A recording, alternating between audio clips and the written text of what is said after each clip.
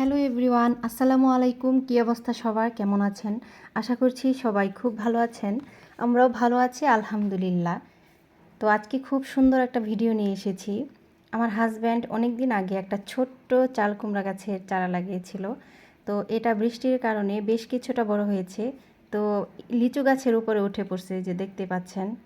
আমি প্রতি বছরই কিন্তু চেপার পুলি বানাই কুমড়া পাতা দিয়ে। তো সেটা যদি হয় গাছের পাতা, তো আর তো কোনো কথাই নেই।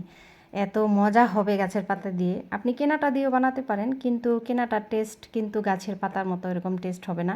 কারণ ওইটা কবে পাতা পারছে, কি করছে না করছে, সব কিছু তো আর আমরা চোখে দেখি না। আর এটা তো আপনি একদম গাছে থেকে পারবেন, পেরে একদম চুলায় নিয়ে এসে বানাবেন।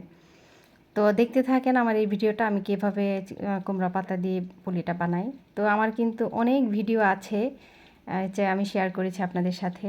যারা কুমড়া পাতার পুলি বানাতে না পারেন, তো অবশ্যই দেখে নেবেন আমরা কীভাবে বানাই।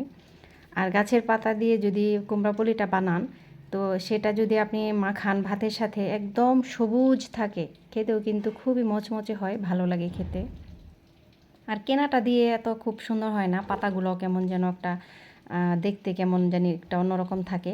আর আপনি যদি গাছের পাতা দিয়ে করেন, সেটা যদি লালও হয় এরকম, সেটাও কিন্তু খেতে খুবই মজা লাগবে। আমি বলে দিচ্ছি, আপনাদের এখানে যদি অল্প একটু জায়গা থাকে বাসার পেছনে বা ছাদেও লাগাতে পারেন। অনেকেই দেখি আবার ছাদে গাছ লাগায়, অনেক ফল খায়, তারপরে এরকম পাতাও খাওয়া যায়। এই যে আমি কিন্তু অল্প কয়েকটা পাতা নিয়ে এসেছি, সেখান থেকে 10-12টা হবে। তো আমি প্রথমে পেঁয়াজ কুচি, রসুন কুচি করে রেখেছিলাম। তো সেখানে চাপা দিয়ে খুব সুন্দর করে ভুনাটা করে নিয়েছি। এখন শুধু ভাজ করব আর দেব। আপনি কিন্তু একটা পুলি দিয়ে অনায়াসে 1 প্লেট ভাত খেয়ে নিতে পারবেন। কিন্তু আমি যখন খাই, একটা তো আমি খাই না, আমি 3-4টা খাই। আমার বাসার সবাই খুব পছন্দ করে। আমার বাচ্চারা অবিশ্বাস করবেন, একটা পুলি দিয়ে কিন্তু তারাও 1 প্লেট ভাত খায়। এখন আমি এগুলো খুব সুন্দর করে মচমচা করে ভাজবো। মানে এটা কিন্তু খাওয়ার মাত্র 10 মিনিট আগে আমি এটা রেডি করেছি। আপনারাও কিন্তু এটাই করবেন, কারণ পুলিটা ভেজে রাখার পরে কিন্তু একদম নরম হয়ে যায়, ওই পুলিটা খেতে কিন্তু ভালো লাগে না। আর 2-3 বার কিন্তু আপনি এটা ভাজতে পারবেন না। ভাজলে ওটা মানে সবুজ থাকবে না, পাতাটা কালো কালো হয়ে যাবে। আমি কিন্তু সবগুলো এভাবেই রেডি করে রাখছি।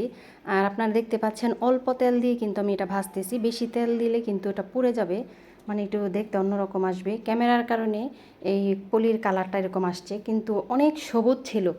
আর খেতে যা টেস্টি হয়েছে, মানে আমি তো কি বলবো, এখন ভিডিও করার সময় আমার মুখে পানি চলে আসতেছে। অবশ্যই আবারও বানাবো, খুব শীঘ্রই দেখতে পাবেন।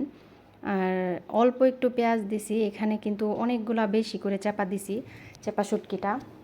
কারণ আপনারা যত বেশি চাপা দেবেন, তত বেশি চাপার পুলিটা খেতে টেস্টি হবে। একদম গরম ভাতের সাথে খাবেন। আল্লাহ হাফেজ, ভালো থাকবেন সবাই।